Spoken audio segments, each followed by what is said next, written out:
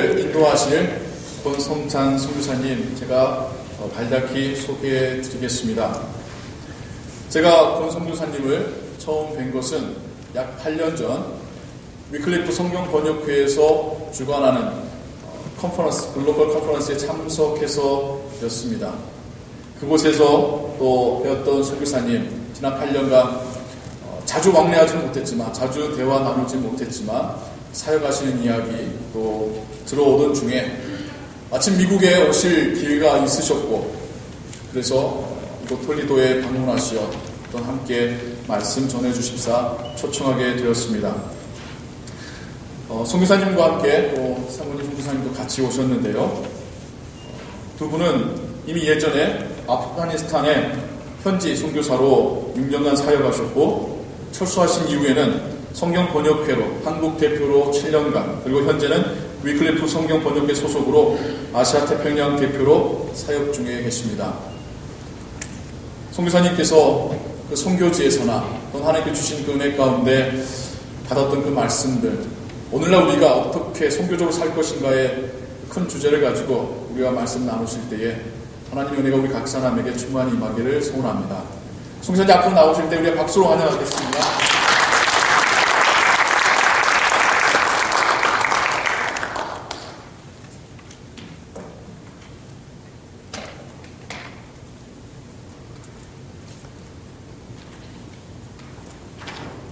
예, 반갑습니다. 이렇게 여러분을 뵙고 하나님의 말씀을 함께 오늘 내일 거쳐서 나눌 수 있게 돼서 너무 감사하게 생각하고 초청해 주신 교회에 감사를 드립니다. 오늘 제가 방금 봉독한 창세기 22장, 우리가 너무나 잘 아는 아브라함이 이삭을 바치는 그런 이야기를 중심으로 말씀을 나누려고 합니다.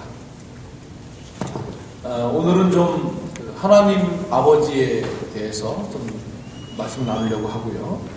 이따 저녁 후에는 예수 그리스도에 대해서 좀 말씀을 나누려고 하고, 내일은 교회에 대해서 좀 말씀을 나누려고 합니다. 이렇게 하나님과 예수 그리스도와 교회에 대해서 이렇게 세 번에 거쳐서 말씀을 나누려고 합니다. 그래서 오늘 말씀을 좀 이해하기 위해서 좀 제가 아주 근본부터 좀 시작을 해보려고 합니다. 우선 에덴 동산에서부터 좀 시작을 하려고 하는데요. 하나님께서 우리 세상을 만드시고 또 우리 인간을 지으시고 보시기에 좋았다. 특별히 우리 심히 좋았다. 이렇게 말씀하십니다. 좋았다, 심히 보시기에 좋았다는 것이 무슨 의미입니까? 그냥 우리가 좋았다, 그렇게 좋았다 할 때 여러 종류가 있으니까요. 여러분이 만약에 그 생활을 하시면서 가지기를 원하셨던 어떤 것, 예를 들면 뭐 그런 분이 안 계시겠지만 어항이라고 한번 생각해요. 어항, 막 아주 희귀한 그 열대어가 있는 그런 어항을 아주 굉장히 비싼데, 그거를 언젠가 좀 돈이 생기면 비싼 그 아주 희귀한 열대어를 내가 좀 갖고 싶다. 그래서 어느 날 돈이 생겨서 이제 어항을 샀다고 생각해 보십시오. 아침마다 그 어항을 보면 그 안에 놀고 있는 그 열대어들을 볼 때마다 어떤 마음이 듭니까? 보시기에 심히 좋지 않겠습니까? 너무나 오랫동안 소원하던 그 어항을, 그 물고기들을 갖게 됐으니까 그것도 좋다고 말할 수 있죠. 매일 볼 때마다 심히 좋다, 심히 좋다. 그 물고기가 변하지 않으면 좋겠죠. 늘 사올 때 그대로 그냥 그 좋을 때 그 모습 그대로 있으면 그게 좋은 것 아니겠습니까? 1년이 지나고 심지어 막 5년이 지났는데도 애들이 죽지 않고 그대로 있다. 그러면 너무 좋은 거죠. 그건. 그런 것을 관상용이라고 합니다. 영어로 ornamental이라고 합니다. 관상용. 우리가 보기에 좋은 거죠. 하나님께서 우리 인간을 만드시고, 내가 정말 옛날부터 이 인간이라는 것을 내가 좀 만들기를, 내 형상을 따라서 인간을 만들기를 원했는데 작품이 너무 잘 나왔어. 보실 때마다 너무 좋아. 에덴 동산에 있는 그 아담 하와를 볼 때마다 너무 좋아. 그냥 그 관상용으로 마치 우리가 열대어 노는 거를 좋아하듯이 보기에 너무 좋다. 그런 조음이었을까요? 또 하나의 다른 조음은 뭐냐면 너무나 오랫동안 결혼 생활을 위해 기다렸는데 아이가 태어나지 않다가 아이가 태어났어요. 보시기에 어때요? 너무 좋죠. 참 좋다. 혹은 뭐 연세 드신 분들은 우리 자녀가 결혼했는데 아이를 낳지 못하다가 오랜만에 그 손주를 보게 됐어요. 어때요? 너무 좋죠. 관상용입니까? 요거 10년이 지나도 요거 그대로 변하지 않기를 원하십니까? 2달만 지나보세요. 2달만 지나도 계속 애가 히치히치 웃고만 있으면 그때부터 근심거립니다. 그렇지 않아요? 개월수가 바뀌면 애가 개월수에 맞는 행동을 해야죠. 기기도 하고 이제 설설설 달라져야지. 1년이 돌 때도 빵긋빵긋 웃고 있으면 근심거리죠. 그건 좋은 게 아니죠. 그것은 릴레이셔널, 관계용이에요. 관계용. 그 아이가 좋다는 것은 그 아이가 이제 성장해서 훌륭한 하나의 사람으로 커갈 것을 기대하면서 좋은 것이죠. 자, 그렇다면 한번 생각해 보세요. 에덴 동산에서 하나님께서 우리 인간을 지으시고 심히 좋았다라고 말하실 때, 물론 에덴 동산이 죄는 없는 것이지만 거기가 끝이었을까요? 에덴 동산은 모든 것이 완전한 것인가요? 더 이상 인간은 아무것도 바뀔 것이 없는 완벽? 우리 그렇게 생각해요. 에덴 동산의 아담과 하와는 그냥 완전 하나님 보시기에 좋았다 끝이라고 생각합니다. 그러나 그렇지 않아요. 에덴 동산은 시작입니다. 에덴 동산은 죄는 없었지만 하나님과의 관계라는 면에서 이제 하나님은 시작하시는 거죠. 그것은 무슨 말이에요? 하나님은 우리 인간을 지으셨을 때 하나님은 계획이 시작합니다. 그냥 만들어 놓고 인형 보듯이 아 좋다 이게 아니라 자기의 형상으로 우리를 만들었다는 것은 이제부터 시작하기 때문에 뭘 시작합니까? 하나님, 우리 아직 아담과 하와가 모르는 어마어마한 하나님 나라의 진리들, 하늘 진리를 하나씩 알려주면서 이 자유의지를 가지고 하나님의 나라를 알게 되었을 때 정말 자신의 의지를 가지고 하나님을 기뻐하고 하나님을 아는 것을 너무나 좋아하는, 그래서 하나님을 보면 너무 감격할 수밖에 없는 그런 관계. 우리가 하나님을 감격하는 것을 예배라고 하는 것입니다. 예배라고 하는 것은 하나님을 알기 때문에 하나님을 볼 때마다 너무 감격스러운 것. 그것이 예배예요. 그것이 하나님께 영광을 돌린다 그렇게 말하는 것입니다. 그냥 우리가 앉아있기 때문에 예배에 나왔기 때문에가 아니라 우리가 하나님을 점차로 알아가면서 와 이런 분이었구나 그런 것을 점차로 알아갈 때에 감격이 생기고 그것이 예배이고 영광을 돌리는 것이죠. 그런 의미에서 아담과 하와는 죄는 없는 것이지만 하나님을 알아간다고 하는 면에 있어서 완전이 아니라 이제 시작하는 거예요.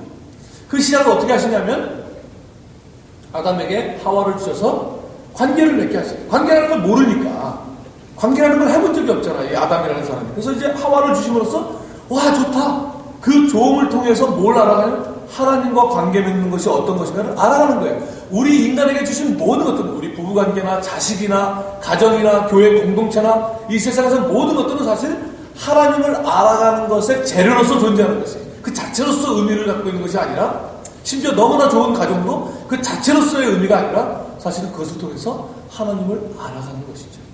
모든 것은 하나님을 알아가는 것에 초점이 맞춰져 있습니다. 또 하와뿐만이 아니라 자기 아내와의 관계를 통해서뿐만이 아니라 그 모든 만드신 피조물들을 아담에게 위임을 해주셔가지고 그 이름을 직접 아담이 짓게 만드세요. 여러분, 뭐 우리 문화도 그런 게 있죠. 이름을 누가 짓습니까? 되게 할아버지가 지으시죠. 할아버지가 지으시죠. 이름을 짓는다는 것은 관계를 맺는 것이에요. 특별히 이 성경의 문화에서는 이름을 내가 지어준다? 그래서 내가 새로운 관계를 맺는 것이에요. 오늘 나오는 이 아브라함이라는 사람도 원래 이름이 아브람이었잖아요. 아브람. 근데 하나님께서 새로운 관계를 맺을 때 하나님의 이름을 아브라함이라고 바꿔주셨잖아요. 하나님의 이름이 야훼 혹은 여호와라고 하는데, 왜냐하면 히브리어는 이 자음만 있고 모음이 없어요. 그래서 YHWH 이렇게 자음만 있어요. 거기다가 모음을 어떻게 붙이냐에 따라서 여호와가 되기도 하고 야훼가 되기도 해요. 그래서 여호와 야훼는 다른 이름이 아니고 똑같은 자음에다가 모음을 어떻게 붙이냐에 따른데 YHWH예요. 그 중에 H가 2번 나오죠. 그 H를 하나님께서 자기 이름 중에 하나를 아브라함에다가 탁 넣어주셨어요. 그래서 아브라함이 되는 거예요. 사라였는데 사레이 H가 없었는데 거기다가 하나님의 해라고 하는 그 H를 딱 주셔갖고 사라라는 이름이 바뀌는 거예요. 그것은 뭐냐면 하나님과 관계를 새롭게 맺으시는 거예요. 그러니까 동물들의 이름을 아담이 지어주면서 관계를 맺으면서 그것을 통해서 하나님과 관계 맺는 것이 무엇인지를 알아가는 거예요. 근데 위험이 하나 딱 있어요. 여기에 위험이 하나가 뭐냐면 이 하나님께서 주신 모든 피조물들의 이름을 지어주면서 관계를 맺으면서 어떤 위험성이 있냐면 이 모든 피조물들이 내 것으로 오해를 할 수가 있어요. 그게 위임의 위험성이에요. 내가 어떤 것을 위임을 하면 위임을 주신 분이 주인인데 내가 하다 보면 내 것으로 오해가 돼요.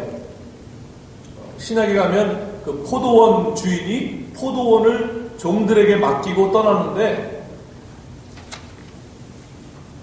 자기 종을 시켜서 포도원에 가서 세를 받아오게 합니다.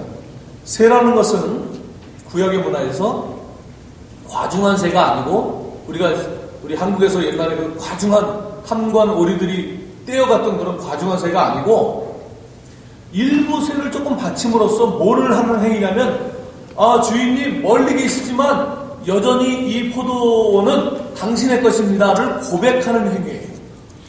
그런데 종이 왔을 때 그 포도원에서 일하던 사람들이 그 종을 죽여버리죠. 나중에 아들을 보냈는데 그 아들마저 죽여요. 아들을 죽이면서 뭐라 했냐면 얘가 이제 이 포도원을 유산으로 받으려니까 얘를 죽이면 우리 것이 되지 않겠냐. 그게 위임을 받은 사람의 위험성. 자기 것이라고 생각해요.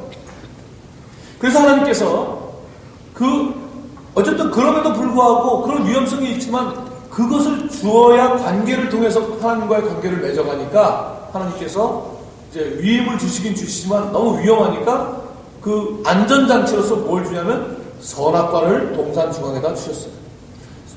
동산 중앙에다가 선악을 알게 하는 나무를 주시고서는 하나님께서 이 나무의 열매를 먹지 마라. 먹으면 죽으리라. 그렇게 말씀하셨어요. 그것은 어떤 효과가 있냐면 여러분 그 선악과를 먹으면 죽습니까? 선악과를 탁 먹는 순간 그게 독사과여가지고 독이 막 퍼지면서 막 몸이 막 굳어가면서 쓰러집니까? 그렇지 않죠? 이 독사과 자체가 우리를 죽이는 것이 아니라 선악을 알게 하는 나무의 열매를 먹지 말라고 하시는 하나님의 말씀에 불순종함으로써 우리가 하나님과 멀어지는 것 아닙니까? 그러니까 왜 하나님께서 그 나무를 주셨냐면 하루 종일 그런 관계를 맺다가도 동산 중앙에 있는 그 나무를 딱 보는 순간 뭐가 떠오르겠어요? 마치 그것은 제가 어떻게 할 수 있을까요? 그 물통을 제가 이 구석에다가 아슬아슬하게 세워놓은 구석에 쓰지도 않는데 착 세워가지고 여러분 제가 이렇게 설교하다가 요 물통이 딱 떨어지면 제가 거기서 바로 오늘 집회를 마치겠습니다. 이렇게 만약에 하면 여러분이 제가 설교하는 동안 뭘 쳐다보시겠어요? 물통을 치면서 쳐다보지만 하냐고 속으로 뭐라 그랬어요? 떨어져라. 그러지 않겠어요? 떨어질까 왜 여기다 놓겠습니다. 하나님께서 이 선악을 알게 하는 나무의 열매를 먹지 마라 말씀하셨기 때문에 아담이 동산 정중앙에 피할 수 없는 그 자리에 있는 그 나무를 보는 순간 뭐가 기억날까요? 하나님의 말씀이 기억나는 거예요.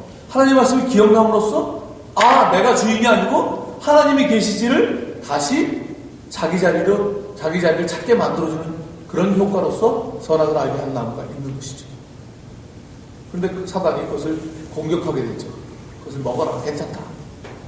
그래서 그것을 먹음으로써 하나님과 멀어지는 일이 생기죠. 그것을 우리가 신학적으로 원죄라고 합니다. 원죄라고 하는 것은 이거예요. 여러분이 무슨 죄를 지었기 때문에 죄인이 아니고 그러면 죄를 안 지었단 말이야? 뭐 그렇게 말하세요.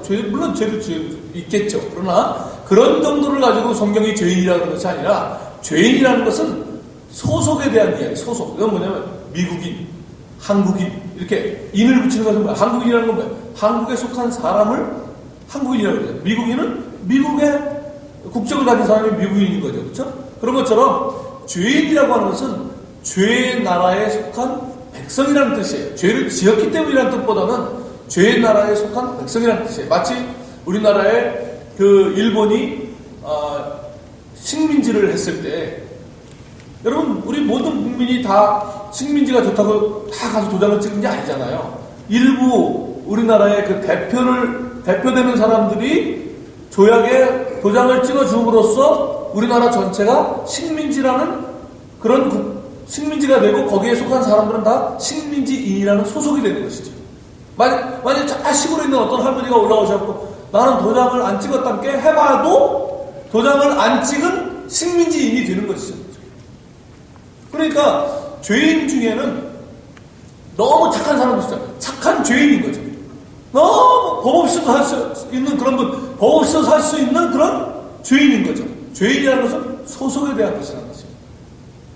그래서 이제 그런 타락이 일어나고 결국 이 세상이 죄에 속한 그런 세상이 되어버린 것이죠. 그럴 때 하나님께서 창세기 3장 15절에 이런 말씀을 하셨습니다. 제가 한번 공독해 보겠습니다. 여러분 다 아시는 말씀입니다.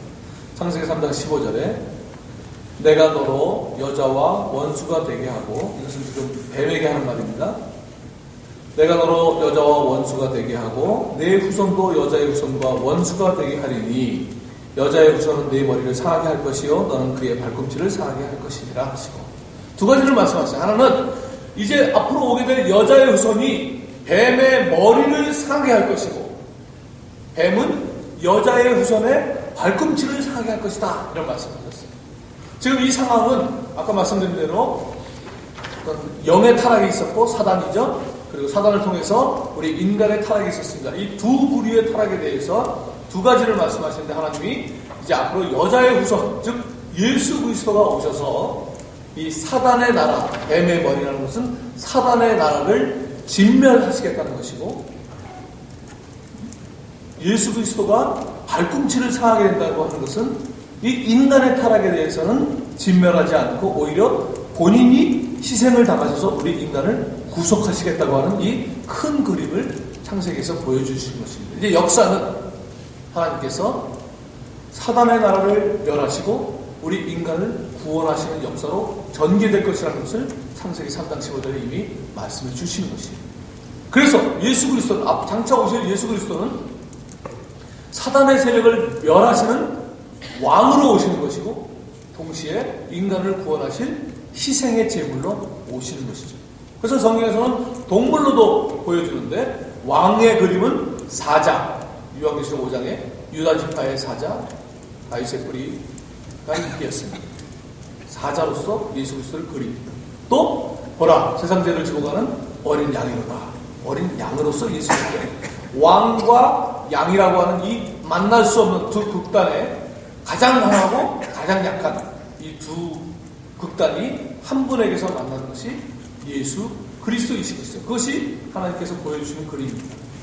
그 후에 하나님께서, 제가 내일 좀 그 말씀을 드리거든요. 내일 주일 예배에서. 어쨌든 창세기 11장까지 하나님께서 많은 노력들을 해오심에도 불구하고 인간은 계속해서 반역을 합니다.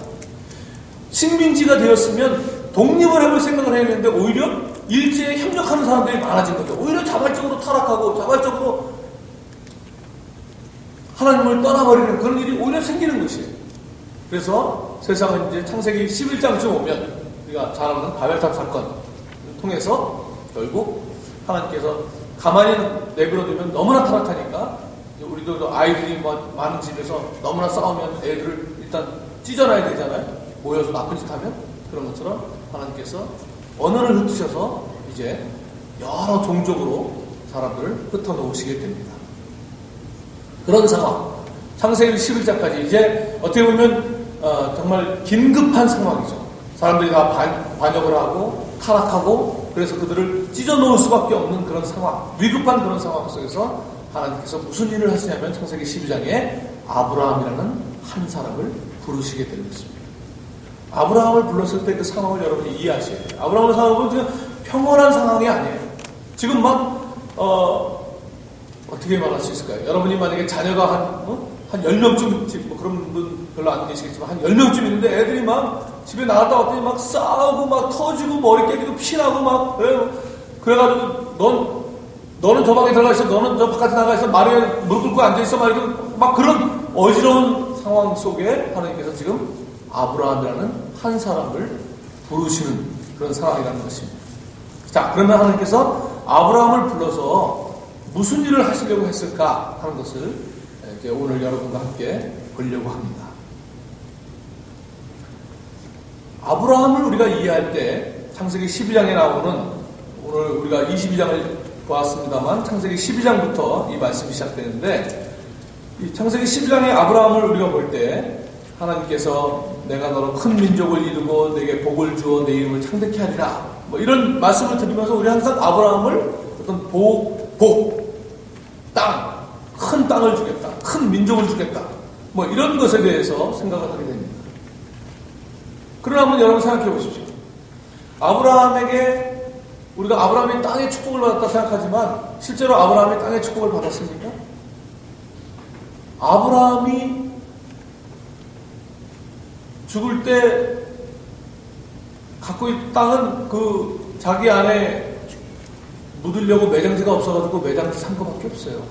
땅을 그렇게 갖고 있지 않았습니다. 오히려 나중에 3대 만에 애국으로 내려가서 종살이 시컷하다가 400년 만에 나와서 약속받은 땅을 향해서 가는데 그것도 바로 안 주고 40년간 광야 생활 고생하다가 겨우 들어가가지고 바로 받았냐? 아니, 그것도 계속 전쟁하면서 계속 블레셋 사람 다 쫓아내지도 못했어요.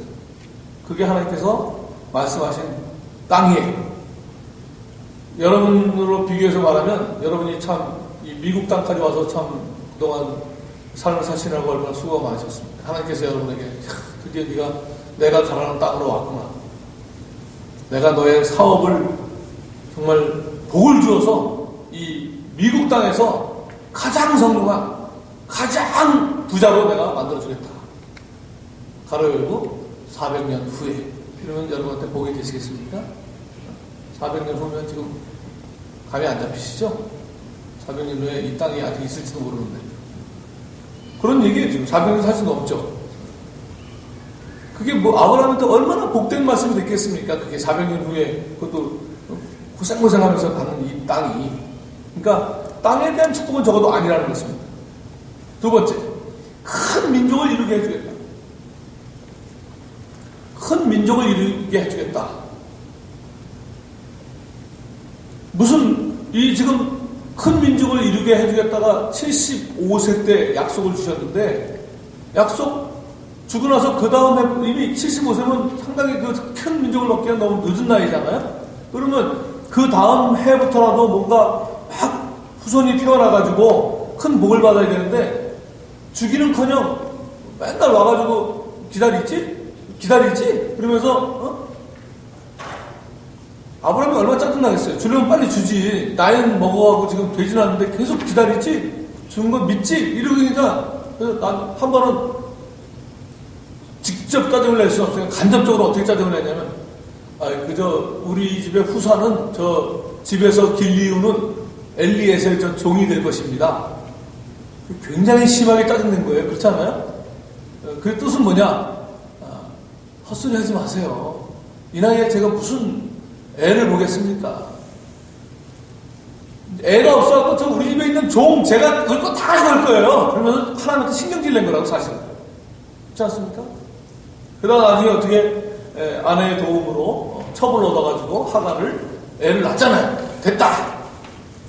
기껏 어렵게 도와주지도 않으면서 된 거에서 또 와가지고는 걔는 아니다. 이래가지고 계속 그 아브라함을 상당히 힘들게 만듭니다.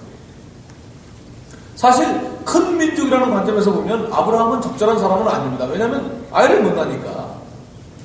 여러분 그 바실리예프라는 러시아 남자의 부인, 이야기를 혹시 아시나요? 이분이 기네스에 올라가 있는 분인데, 이 교회에도 기네스감이 계시다는 얘기 제가 듣긴 들었습니다만, 게임이 안 됩니다. 이 부인은 27번의 출산 중에서 27번, 한 사람이 27번 출산을 통해서 69명을 낳았습니다. 굉장하죠? 16번은 쌍둥이를 낳았습니다. 7번은 세 쌍둥이를 낳았습니다. 4번은 네 쌍둥이를 낳았습니다. 놀라운 것은 한 번도 한 명만 낳는 그런 비효율적인 출산을 한 적이 없다는 것입니다. 어떻게 한 번 고생하는데 한 명을 낳아? 이러면서 한 명을 낳은 적이 없습니다. 최소한 쌍둥이. 키우기도 얼마나 잘 키웠는지 신생아 사망률이 높았던 1700년대에 아이 2명만 두고 나머지 다 키웠답니다. 훌륭한 아브라함 부인 후보감이죠. 한국에서 여러분을 전략공천이라고 얘기합니다. 경선을 하지 않는 거죠. 바로 찍어서 아브라함 부인 후보가 되는 것이죠. 물론 하나님의 칭의 중에 변변하지 못한 자들을 불러가지고 엄청나게 됨으로써 하나님의 실력을 보여주는 그런 일이 많죠. 그렇다면 아브라함에게 그 다음 해부터 이 여자 못지않게 쌍둥이, 세 쌍둥이를 막 낳게 해가지고 주위 사람들이 야 정말 아브라함을 통해서 큰 민족을 이루시나 보다 생각해야지 맞죠. 그렇게 하지 않았어요. 지금 아까 말씀 상황적으로 보면 지금 모든 민족들이 흩어져가지고 그들을 정말 찾기를 원하셔서 아브라함을 불렀다면 지금 아브라함하고 노닥거릴 시간이 없는 하나님이시잖아요. 너무 지금 긴급한 상황이잖아요. 이것은 마치 막 애가 아까 말씀드린 막 싸워가지고 피 터지고 막 지금 손 들고 있고 막 그런데 지금 무슨 만두 해먹자고 지금 밀가루 사러 보내고 그러는 아버지하고 비슷한 거 아니에요 지금 라면 끓여 먹고 애를 패기 시작해도 지금 바쁜 시간인데 만두피나 좀 오늘 만두나 해먹자 그러고 너는 좀 가서 꽁 잡아오라 그러고 너는 밀가루 사오라 그러고 말이 됩니까 지금 이렇게 한가합니까? 지금 이 한 사람하고 노닥거릴 시간이 없는 하나님께서 너무 천천히 가시잖아요. 75세에 불어놓고 지금 100세까지 25년 동안을 그냥 애도 주지도 않으면서 맨날 와가지고 너 안 믿어? 이제 나와 하늘 별 세봐 오늘 밤새도록 새 이러고 너 그래도 안 믿어? 너 바다에 모래에 가서 새 막 계속 이렇게 아브라함에게 고통을 주면서 왜 이렇게 슬로우하게 가시냐 이겁니다. 이 슬로우하게 가시는 하나님을 이해하는 것이 아브라함 메시지의 핵심입니다. 사실은 한 사람에게 제한되지 않지만 한 사람을 놓치지 않는, 여러분 한 사람에게로 하나님이 제한받지는 않으시지만 여러분 한 사람을 놓치지 않는 그 하나님을 아셔야 돼요. 그리고 그 하나님이 여러분을 놓치지 않는다는 것이 무슨 의미인가? 그것을 제가 오늘 여러분과 함께 보려고 합니다. 이 아브라함을 읽는 키워드를 저는 복음이라는 단어와 그리스도라는 두 단어를 가지고 한번 아브라함을 보려고 합니다. 먼저 복음입니다. 신약의 갈라디아서라는 성경에 사도 바울은 이렇게 말합니다. 갈라디아서 3장 8절에 또 하나님이 이방을 믿음으로 말미암아 의로 정하실 것을 성경이 미리 알고 먼저 아브라함에게 복음을 전하되 모든 이방인이 너로 말미암아 복을 받으리라 하였느니라. 좀 어렵습니다. 좀 재밌게 표현하는데 이미 구약시대 때 하나님께서 이방 모든 민족들을 다 부를 것을 미리 알고 성경이 미리 알고 그것은 이제 그게 미리 계획되어 있었다 그런 말이겠죠. 그래서 아브라함에게 복음을 전했다. 다시 말하면 아브라함에게 복음이 전해졌는데 그 복음의 내용이 뭐냐면 너로 말미암아 천하 만민이 모든 민족이 다 구원을 복을 얻게 될 것이다 라는 그것이 복음이었다. 복음이 뭡니까? 아브라함에게 전해진 복음이 뭐냐면 아브라함을 통해서 모든 민족이 다 복을 받으리라 하는 것이 메시지였다는 것입니다. 자, 그래서 결국 하나님은 지금 이 모든 사람이 흩어진 상황 속에서 마치 그 영적으로 말하면 아주 그냥 물이 하나도 없는 광야와 같은 곳에서 대수로 공사를 시작하시는 것이죠.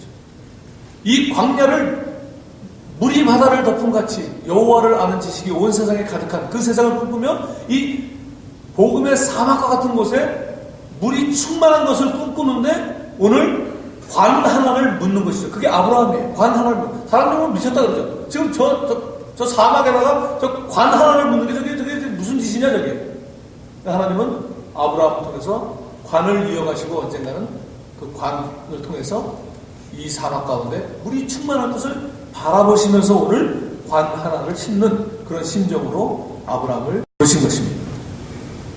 아브라함이 복 자체는 아니지만, 그러나 복의 근원 자체는 아니지만 하나님께로부터 복을 받아 복을 나누는 그런 복이 될지라, 복을 받아서 복을 나누는 그런 사람이 됩니다. 여기서 이제 통로라는 개념이 나오는 거예요. 복의 통로가 된다. 그런 표현을 우리가 쓰죠.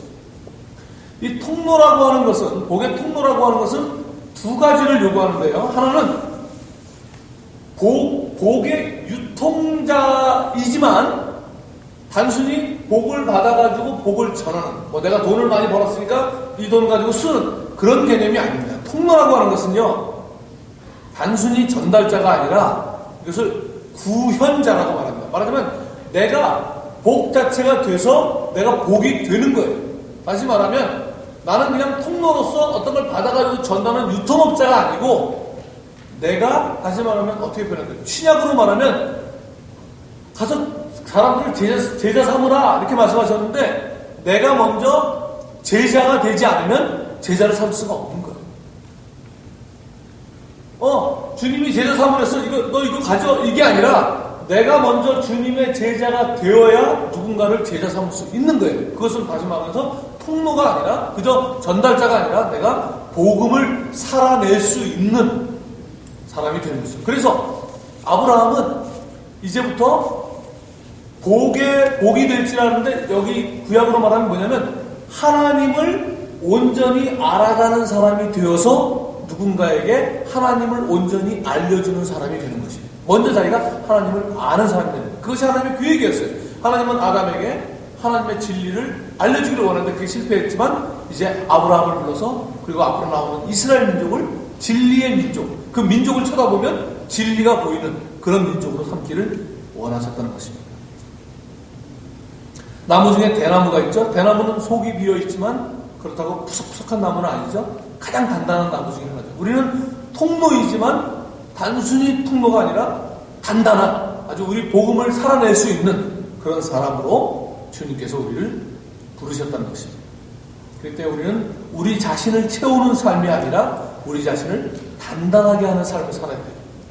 우리는 가구용이 아닙니다. 통로라는 정체성 중에 하나는 뭐냐면 열매를 맺는 것이에요. 여러분, 포도나무 비유가 많이 나오고 성경에, 포도나무라고 하는 것은 그 나무를 쓰기 위해서 심는 것이 아니라 열매를 맺기 위해서 심는 것이죠. 그래서 에스겔서에 보면 그런 말씀 나와요. 야, 포도나무가 모든 나무 중에 나은 것이 뭐가 있냐? 그 포도나무 가지고 무슨 옷 같은 것을 못을 만들 수 있겠느냐? 다시 말하면 가구용이 아니라는데, 포도나무를 가지고 가구를 짜려고 하는 사람은 바보라는 거예요. 우리는 우리 자신을 살찌우는 그렇게 부르는 사람이 아니라는 거예요. 우리는 열매를 맺기 위해서 하나님께서 심은 포도나무와 같은 존재라는 거예요. 이게 정체성이에요. 이게 아브라함의 정체성은 뭐냐? 자기가 복의 구현자가 되는데 그것이 자기를 채우는 삶이 아니라 열매를 맺는 것으로 드러나는 복의 구현자. 이게 아브라함을 부르신 하나님의 목적이라는 것입니다. 요한복음에도 주님 말씀하셨죠. 무릇 내게 붙어있어 열매를 맺지 아니하는 가지는 아버지께서 그것을 제거해버리시고, 무릇 열매를 맺는 가지는 더 열매를 맺게 하려 그것을 깨끗하게 하십니다. 두 번째, 그리스도라는 키워드로 아브라함을 또 읽어야 됩니다. 여러분, 요한복음에 보면 8장 56절에 예수님께서 이런 말씀을 하십니다.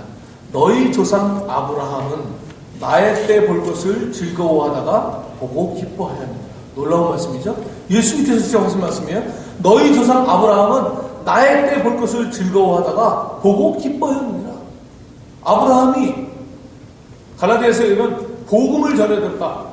그 복음은 모든 이방이 아브라함을 통해서 복을 얻게 될 것이다라는 복음이었고, 또 하나는 예수님의 증언에 보면 아브라함이 그리스도를 보고 기뻐하였다라는 말씀을 하십니다. 그러니까 유대인들이, 야, 너 나이가 50도 안 되는데 아브라함을 봤다고 하느냐? 예수님께서 아브라함이 나기 전부터 내가 있었습니다. 결국 복음이라는 것은 예수 그리스도를 아는 것이죠. 여러분, 아브라함의 삶을 우리가 살펴보면 주님께서 그에게 복을 말씀하시면서 후손을 말씀하시죠? 별과 같이, 바다의 모래와 같이. 한번 생각해 보십시오. 아브라함에게 아까 말씀하신 것처럼 도대체 자손을 약속하시고 그렇게 오랫동안 주시지 않았던 이유가 무엇일까 한번 생각해 보십시오. 그것은 아브라함이 100세에 이삭이라는 아들을 받았을 때에 이 지구상에 존재하는 어느 누구보다도 아들이라는 것에 대한 개념이 확실한, 그러니까 아들이 얼마나 귀한 것이라는 개념이 누구보다 확실한 사람이 그것을 위해서 시간을 끌어요. 빨리 아들 주는 것 자체가 목적이 아니라 아들을 받았을 때에 아들이 얼마나 귀한 존재인가라는 개념, 그것을 우리가 영어로 frame of reference라고 합니다. 준거틀, 우리말은. 우리가 무엇을 이해하려면 그것을 이해할 수 있는 어떤 틀이 먼저 우리 안에 있어야. 제가 군대에 있을 때 컴퓨터가 나왔다는, 내가 군대 생활하고 있는데 바깥에 컴퓨터가 나왔다는 거예요. 컴퓨터가 뭐야? 컴퓨터를 본 적도 없고, 컴퓨터를, 그게 계산하는 거야? 아, 계산도 해. 그럼 계산기가 있잖아. 근데 계산만 하는 게 아니라, 그럼 또 뭐해? 그러면 또 이렇게 서류를 또 이렇게, 그러니까 워드 프로세서 기능이 또 있대요. 그럼 워드 프로세서, 그럼 뭐야? 그러면 짬뽕 하는 게 컴퓨터야? 아, 그 이상이래. 이해를 못 하는 거죠, 컴퓨터를. 나중에 와서 보니까. 지금도 다 이해를 못 하고 있습니다만, 계속 바뀌니까. 준 것들이에요. frame of reference가 있습니다. 아들이라는 것에 대해서 아들을 아버지도 않는 사람이 아들을 누가 어떻게 알아요? 그래서 아들을 낳긴 낳는데 정말 기다리다가 낳아서 너무 귀하게 낳는 거예요. 그러니까 여러분 중에 누가 여러분끼리는 내가 아들 자랑을 할 수 있을지 모르겠지만 아브라함 앞에 가서 어떻게 무슨 아들 자랑을 할 수 있겠어요? 제가 노산입니다. 그럼 아브라함이 묻겠죠. 몇 세에 나셨는데요? 노산도 보통 노산이에요. 제가 좀 부끄러운 얘기인데 58세에 났어요. 58세? 진짜 그때 애를 58세에 낳고 얼마나 부끄러운지. 그러면 아브라함이 뭐라 그랬어요? 죽으시죠? 그 정도 편을 가지고 어느 내려놓으세요. 그렇지 않겠어요? 그럼 또 어떤 분이 가가지고 저희가 결혼하고 애가 없어서 너무너무 기다렸는데 결혼하고 오랜만에 애를 낳았어요. 몇 년 만에 낳으셨는데요? 15년 만에 애를 낳았어요. 뭐라 하세요, 아브라함이? 죽으시죠? 그렇지 않겠어요? 누가 아브라함 앞에 가서 아들 자랑을 할 수 있겠어요? 하나님께서 가장 기다리게 만들어서 아들을 낳게 하신 것이죠. 그래서 아브라함에게 이삭이라고 하는 것은 가장 정말 내가 대신 죽으면 죽었지 정말 상처도 입으면 안 되는 그런 아들을 주신 것이죠. 그리고 그 아들이 잘 자라서 이제 아버지와 대화가 되죠. 이 당시에는 학교가 없었으니까 제가 이제 아프간 살아보니까 그렇더라고요. 애들이 한 13살, 4살 되면 벌써 어른이에요. 사진 찍으려면 제가 걔한테 허락을 받아야 돼요. 안 돼. 그래요. 13살. 제가 길 걸어가면요. 한 9살, 10살 이런 애들이 저한테 이름을 막 불러요. 제가 아프간 살 때 이름이 아담 칸이었는데 아담 칸 일로 와. 차 한잔 마시고 가. 막 이래요. 9살짜리, 6살짜리가. 거기도 존댓말이 있는데 존댓말을 안 쓰고 반말로. 정말 화가 나죠. 근데 생각해보면 걔들이 4살이나 5살 됐을 때 자동차 공업사 같은 데 맡겨져요. 가난하니까. 그럼 거기서 허드렛 일 도와주면서 이제 밥을 먹여주는 거죠. 그러니까 좀 늦게 와서 5살 때 왔다. 그러면 지금 9살, 10살이면 직장 지금 4년차, 5년차예요. 직장 4년차, 5년차니까 애들이 탈고 달아가지고 한잔 마시고 가. 이래요. 그러니까 10몇 살이면 우리나라도 생각해보면 옛날에 막 그런 학교 제도가 길지 않았을 때는 10몇 살 때 자원급제하고 막 그런 일이 있었잖아요. 실제로. 그렇죠? 10몇 살 돼서 결혼하고 그랬잖아요. 그러니까 이게 지금 어린아이가 아닙니다. 이삭이 20대 막 그러지 않았겠지만 지금으로 비교하면 한 20, 6살쯤 되는. 저희 큰아들, 이제 자기가 군대도 갔다 오고 공부 마치고 자기가 전공한 것을 가지고 이제 직장에 가서 지금 막 일을 하고 있는 거예요. 그래서 일을 하다 보니까 전에는 아빠한테 물어볼 게 없었는데 직장 생활에 대해서 얘기하니까 제가 직장 생활을 오래 하진 않았습니다. 한 3년 했는데 걔가 지금 이제 직장 3년 차예요. 그러니까 지금 얘기를 해보니까 아빠도 옛날에 그런 걸 자기가 너무 괴로워하고 힘들어하는 거를 아빠도 옛날에 했다는 것을 알게 되면서 뭐 참아낼 만하고 이제 그런 게 생기는 거죠. 이삭이 번제할 어린 양은 어디 있습니까? 제사와 번제할 어린 양에 대한 대화를 했다는 것은 가장 그 당시의 핵심인 제사에 대해서 아버지와 대화를 나눈 것 아니겠습니까? 그 정도 나이가 됐을 때 이제 자기의 맞으면 우리로 말하면 아이가 참 미국에 와서 나는 고생했지만 우리 아이가 이제 학교를 잘 다니고 그리고 공부도 잘 해서 대학을 마치고 이제 뭐 의사가 됐든 변호사가 됐든 뭐가 됐든 하여튼 그 전공을 가지고 이제 나아가려고 하는 그때쯤 하나님께서 이삭을 죽여라 도전을 주십니다. 사실은 아들에 대한 가장 아들이 귀하다는 개념을 주신 이유는 이 아들을 죽인다는 것이 얼마나 큰 고통인가를 알게 하시기 위해서 사실 그렇게 하세요. 너무 잔인하죠 사실. 왜? 그냥 뭐 너무 어렸을 때 일찍 줘가지고 뭐 저처럼 뭐 나이 뭐 결혼하자마자 애 들어쓰고 뭐 그 다음에 낳고 뭐 젊었을 때 이미 둘 다 나가지고 애 귀한지도 모르고 그냥 발로 차면서 키우고 이런 거 말고 정말 그냥 너무 귀한 애를 해가지고 막 금이야 막 이렇게 키웠는데 그 아이를 이제 죽이라고 하시는 거예요. 그래서 이 아이가 죽는다는 것이 얼마나 큰 고통인가를 아는 그런 아버지를 지금 하나님은 원하시는 것이죠. 그러니까 이게 정말 어떻겠습니까? 어떻게 비교해야 될지 모르겠어요. 저는 이런 경험이 없어요. 감사하게도. 제가 제일 힘들었던 게 언제, 아들과의 관계 속에서 힘들었던 건 언제였을까?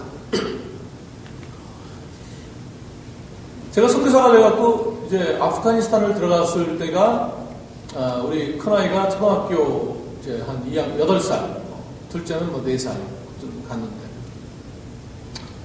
아프가니스탄 들어가가지고 학교가 없을 거라는 건 상상했지만 제가 들어갔을 때가 이제 96년 탈리반이 정권을 막 잡으려고 막 일어났을 그때였으니까 이게 나라가 너무너무 그러니까 96년 9월에 저희가 살던 도시를 점령하게 되는 탈리반이 저희가 95년 말에 파키스탄 통해서 이제 아프간 들어가게 되는데 그러니까 그 초반기에는 그 전 정권의 말기 증세가 일어나니까 납치도 너무 심하고 현지 아이들도 막 납치해가고 집에 들어와서 그냥 어느 날 옆집 털어갔다 너무 빈번한 그냥 하나의 정치 체제가 아니다 보니까 그냥 자기가 20명 데리고 있고 어쩌면 100명 데리고 말고 여기저기서 막 난리를 치는 거예요. 도로에 한 1km 가다가 다 체크포인트야. 다 돕는 애들.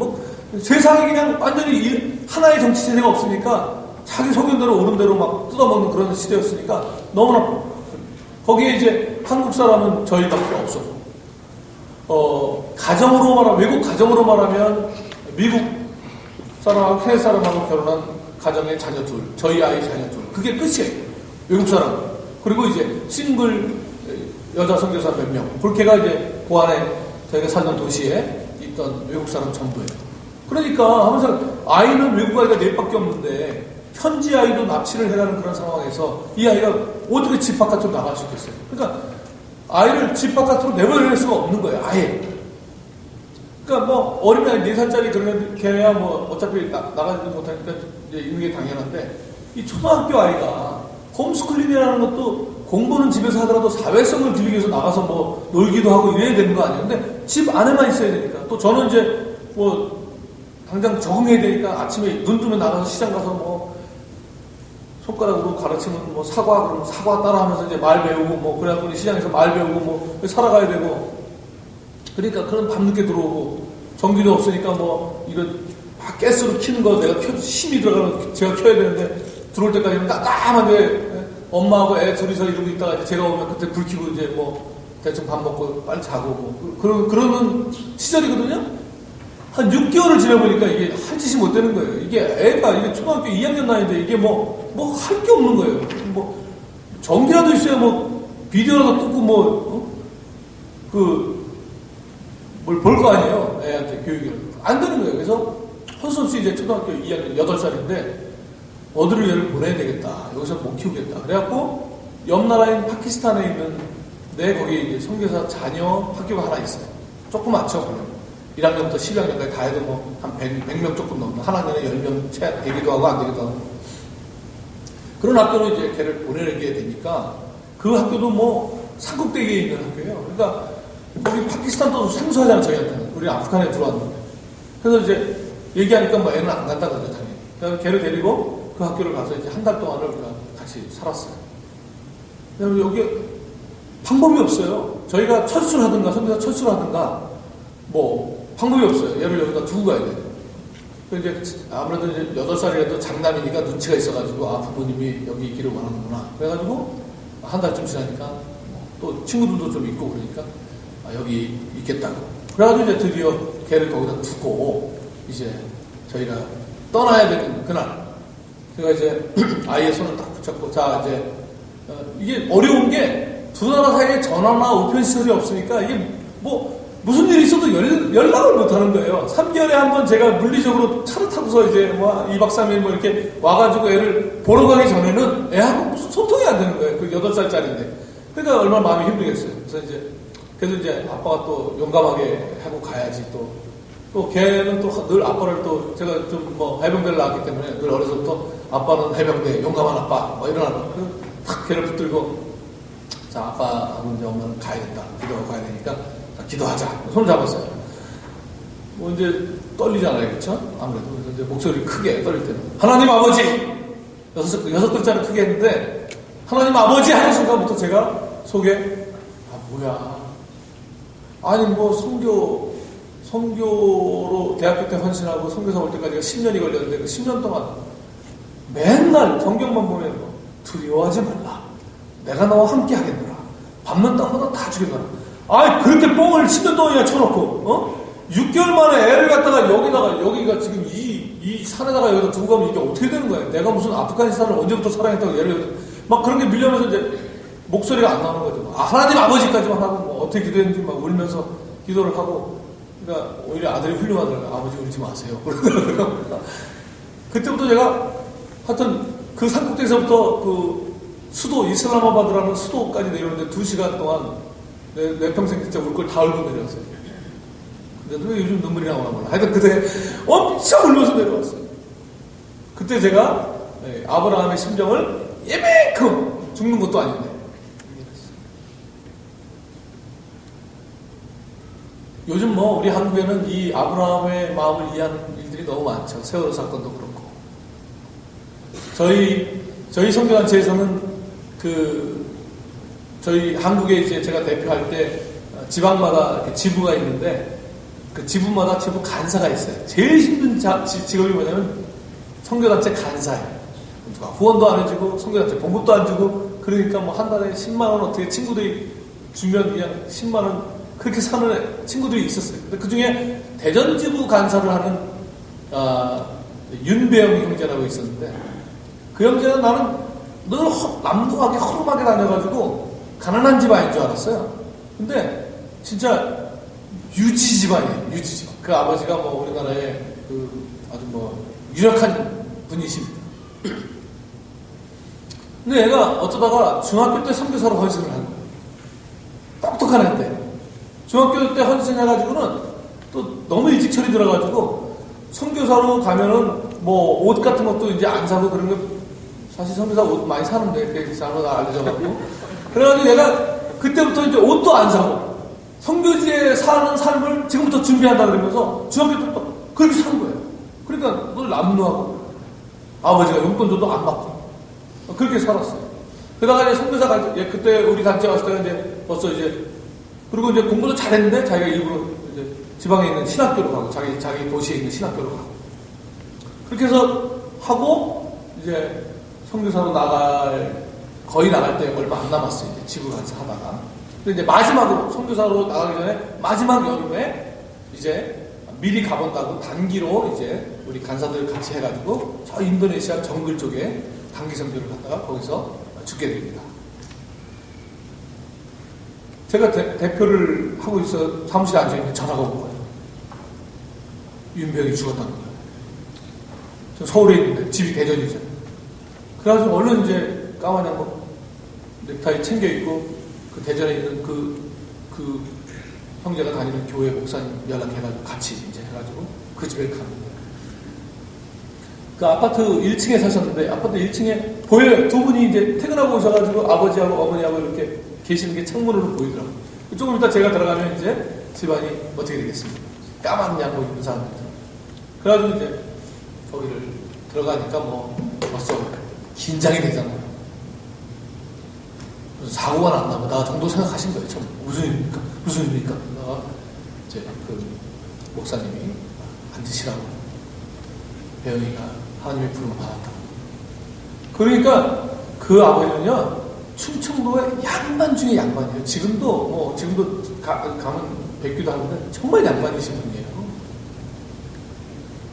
그분이 그 우리나라의 그 새마을 운동의 후신의 그 바르게 살기 운동이라는 게 있어요. 전국적으로 지금 그 바르게 살기 운동에 충남도 지부장 하시면서 가나안 농문학교하고 비슷한 그 예절 교육시키는 큰 훈련인데 거기 원장님으로서 정말 아주 한국에 바른 분 갖다 놓으면 아마 1번 되시는 그런 분이에요.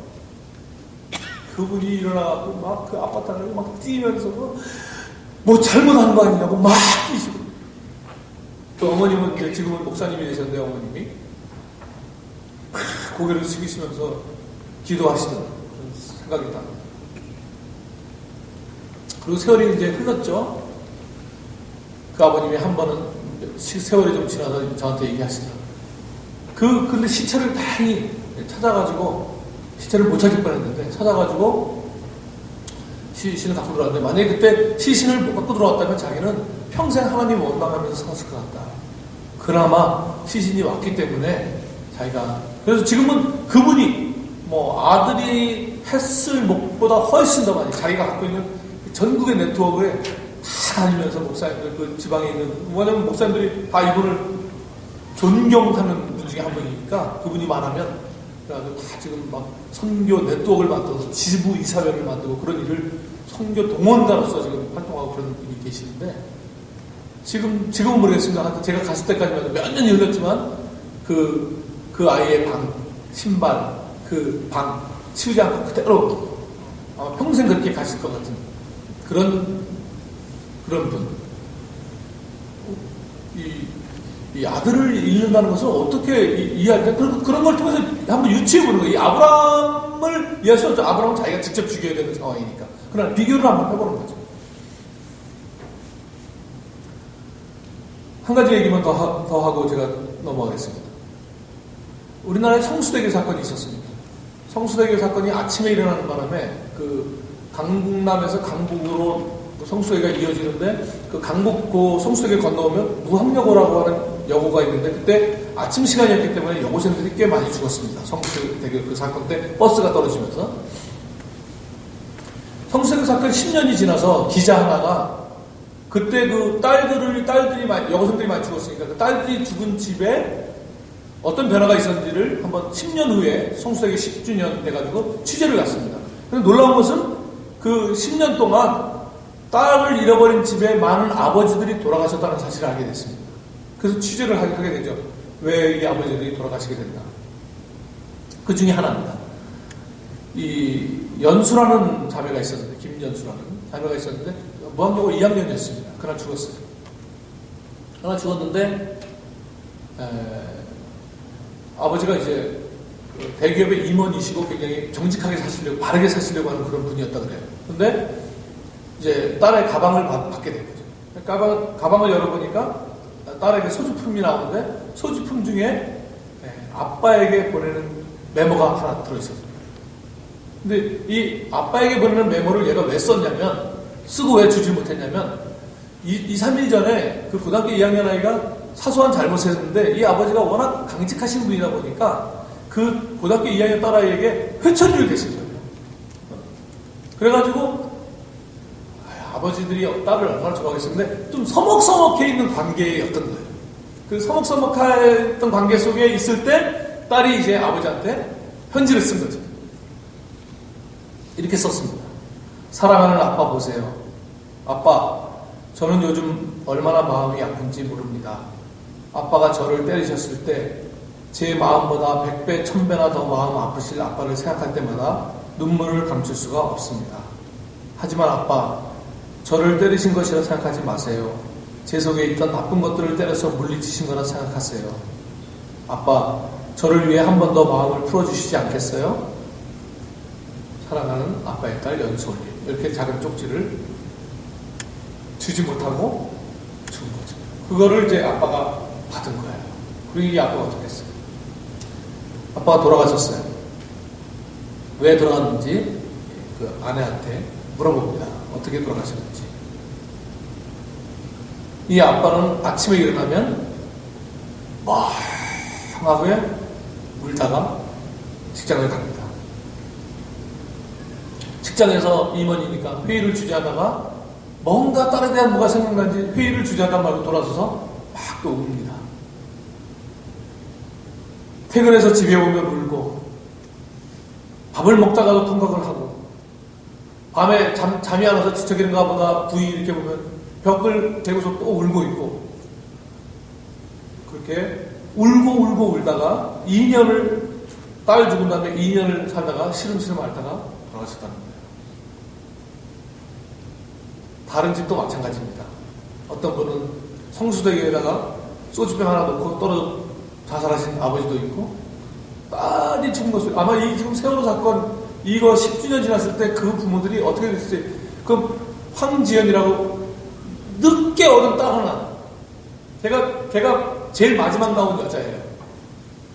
그 부모가 거기서 떠나지를 못했잖아요. 계속 마지막 어렵게 얻은 노산이죠. 딸 하나 딱 있는데 황지연이라고 그걸 어떻게 감당을 못해갖고 이 아버지가 모든 사람 또 그 암에 걸린 엄마 자기 치료받아야 되는데 치료과에서 안 떠났죠? 왜 안 떠났냐?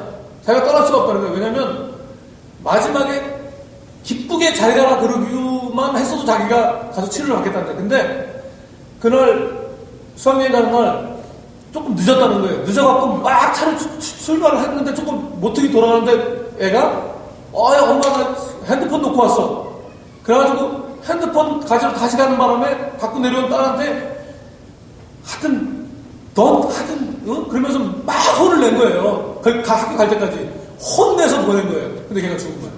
그러니까 이 엄마가 내가 걔한테 이쁘게 잘 가는 소리만 했으면 내가 이러지 않는데 그 마지막 혼내고 보냈기 때문에 내가 어떻게 감당이 안 되고 암이 걸리셔갖고 거기서 다른 사람 다 가라 그러는데 갖고 마지막에 그 텔레비에 헬리콥터로 이렇게 떠나시는 장면 그런 것도 나왔고 그런 부모들이 앞으로 10년 후에 어떻게 돼 있을지 상상이 안 되죠. 그러니까 여러분 그런 심정으로 지금 아브라함이 이삭을 죽이러 가는 장면을 생각하셔야 돼요. 3일 동안 아브라함이 이삭을 죽이러 그 명령을 받고 가면서 어떤 심정이었겠습니까? 자기가 지나온 말하자면 아브라함도 갈대아 우르를 떠난 이민자인데 자기 이민자의 삶을 뒤돌아보지 않았겠습니까?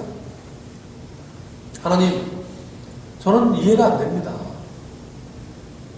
저는 하나님을 어느 정도 안다고 생각했는데 지금 이것만은 저는 이해를 못하겠습니다.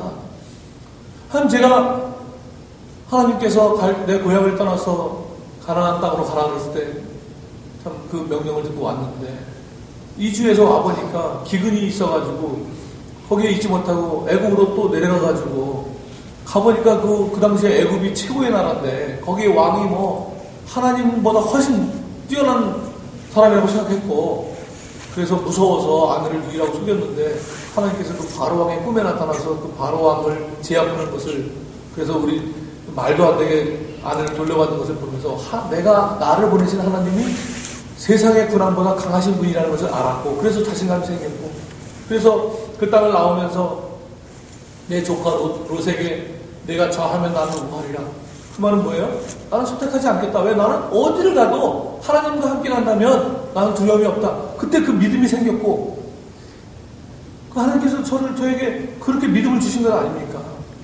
처음에는 이해를 못했지만 그리고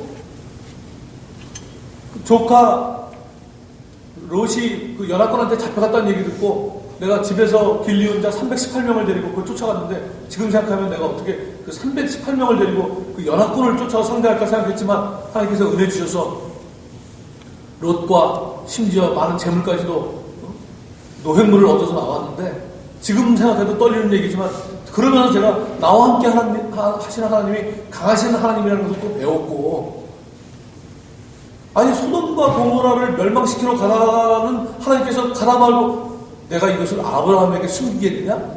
이건 지금 하나님께서 비밀도 없이 나를 정말 하나님이 저를 자기 파트너 정도로 정말 아주 친한 친구처럼 여겨주시고 내가 이것을 아브라함에게 숨기겠냐? 다시 오셔가지고 소돔과 고모라를 멸망시킨다 그랬을 때 지금 생각해도 짜릿하지만 그때 내가 50명의 의인, 45명의 의인, 40명, 30명, 20명, 10명 몇 번을 반복해서 숫자를 줄일 때도 하나님 한 번도 화를 안 내시고 그래 그랬던 하나님. 저는 하나님을 완전히 안다고 생각했는데 그리고 큰 민족을 만나 믿지도 않았지만 정말 나중에 이삭이 태어나는 것을 보면서 하나님 정말 그렇게 하실 분이구나. 그래서 제가 이제 큰 민족이 생겨날 것까지도 내가 지금 비전을 갖고 있는 사람인데 그 민족을 만들겠다고 하는 이 이삭을 죽이라는 이유, 난 이거는 이해가 안 됩니다. 그럼 왜 여태까지 기다리게 만드셨고 도대체 큰 민족을 어떻게 만드실 거고 저는 이해가 안 됩니다. 계속 3일 동안 걸어가면서 그 밤에 아브라함은 잠을 못 잤을 것 아닙니까?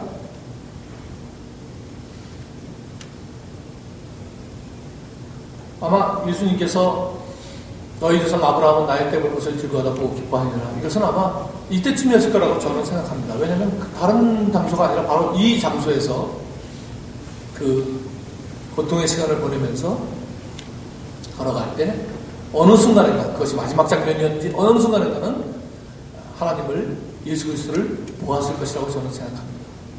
요한복음과 6절에서 볼 때. 그리고 하나님은 아브라함에게 너 아들 이삭을 죽이라고 말씀하실 때 그것이 아브라함의 아들을 죽이는 것이 아니라는 것을 아브라함이 이해하게 되는 것이죠. 무슨 얘기냐면 하나님은 지금 자기 자신에게 말씀하고 있는 거죠. 네 아들을 죽여라.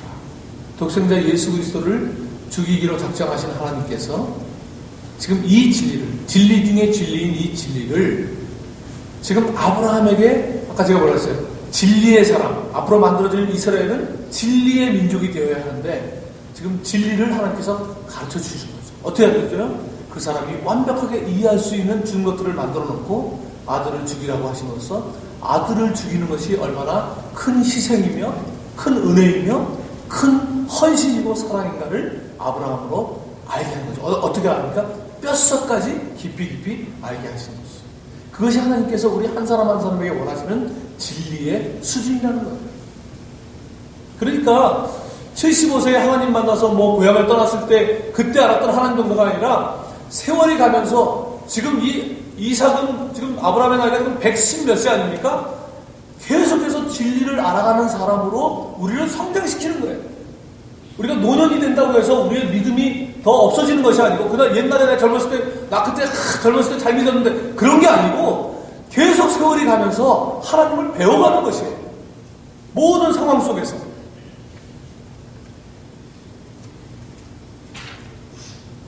아마 고통스러웠던 분은 아브라함이 아니라 하나님이셨죠. 네 아들을 죽여라.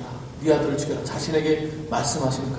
그리고 아브라함이 이삭을 죽이려고 했을 때 드디어 그 아들을 죽여야 하는 심정을 완전히 이해했을 때 하나님께서 멈추라고 하시고 대신 자신이 이제 죽여야 할 그 어린 양을 하나 제공해 주심으로써 아마 그 사건을 통해서 아브라함은 내 아들이 살아났다는 정도의 기쁨이 아니라 우리를 구원하기 위해서 독생자 예수 그리스도 어린 양을 죽이시는 그 하나님을 본 것이겠죠.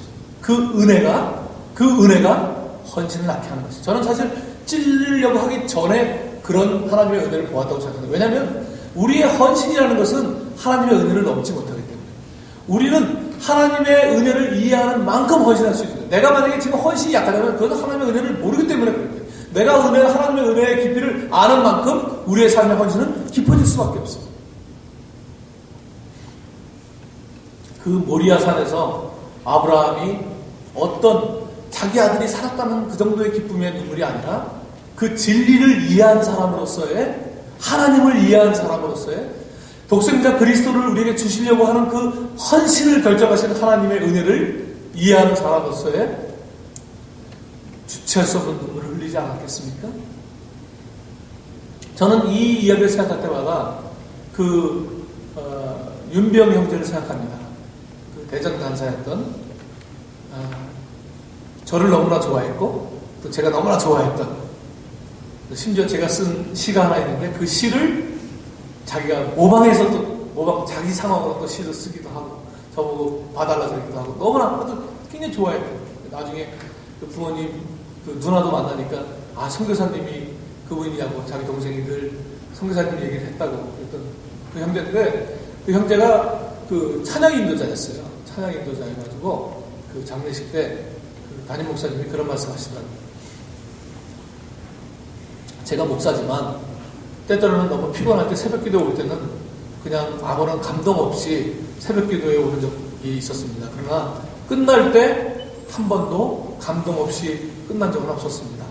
왜냐하면 그 새벽마다 이 형제가 찬양을 늘 인도하는데, 진짜 우리가 생각하는 막 소리치며 하는 그런 찬양 인도자는 아니지만 깊이가 있는, 그러니까 이 친구가 중학교 때 이미 하나님을 알아버린 것 같아요.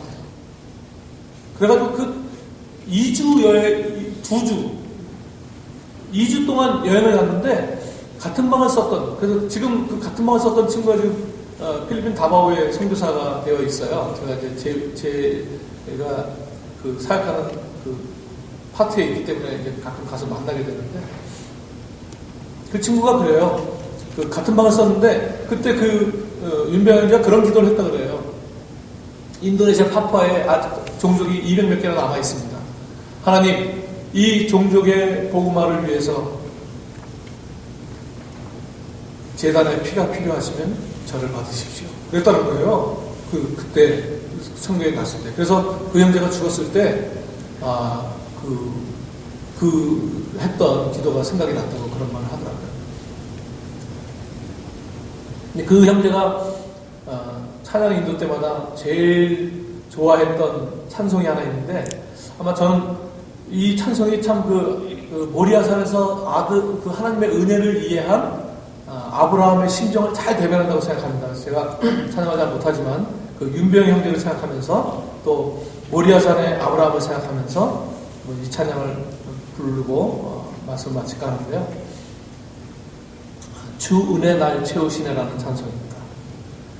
주 은혜 날 채우시네, 나 약할 때 주 날 온전케 해, 내 마음 모두 주께 드리니 그 은혜 날 채우시네. 나 주님의 약속을 의지하니 그 사랑 날 붙드시네. 보혈로 내 죄 모두 씻어지니 주 자비만 구합니다. 주 은혜 날 채우시네. 나 약할 때 주 날 온전케 해, 내 마음 모두 주께 드리니 그 은혜 날 채우시네. 그 피로 내 죄를 대속하시고 나 의롭다 부르시네. 심판 대신 긍휼을 베푸시니 은혜로 자유합니다. 주 은혜 날 채우시네. 나 약할 때 주 날 온전케 해. 내 마음 모두 주께 드리니 그 은혜 날 채우시네.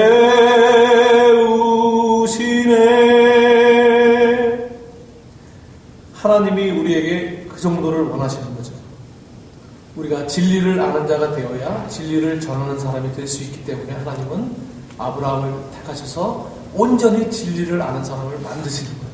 왜? 아브라함이 진리를 아는 만큼 그 후손인 이스라엘이 진리를 아는 민족이 될 수 있기 때문에 그런 것이죠. 아브라함은 그 은혜를 아는 자가 되었습니다. 하나님의 마음을, 아버지의 마음을 보는 것이죠. 그렇기 때문에 아브라함은 믿음의 조상으로서 중요한 것입니다. 이제 이스라엘로, 교회로 계속 이어지는 그 복들, 그 복의 통로들이 단단해지고 거룩해지는 수준을, 그 어디까지 그 수준이 깊어져야 하는지를 보여주고 있는 것이죠. 사랑하는 여러분, 오늘 우리에게 오시는 아버지는 그런 아버지이십니다.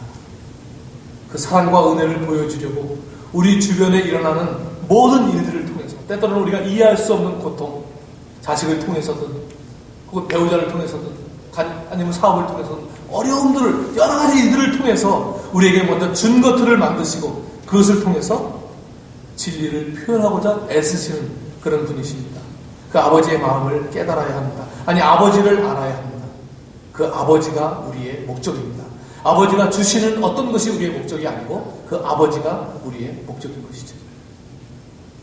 그분을 아는 만큼 우리는 영광을 돌릴 수 있고 그만큼 세상에서 그분을 드러낼 수 있기 때문에 그런 것입니다. 아브라함처럼 아버지를 아는 그런 복을 누리시기를 주님의 이름으로 축원합니다. 기도하겠습니다. 하나님, 은혜를 감사합니다. 우리의 인생을 돌아볼 때 많은 일들이 있었고 하나님께서 그 일들을 통해서 우리를 여기까지 인도하시고 여기까지 가르쳐 주신 것을 감사합니다. 하나님, 여기서 멈추지 않고 앞으로 다가올 많은 일들을 통해서 하나님을 더욱 알아가기를 소원합니다.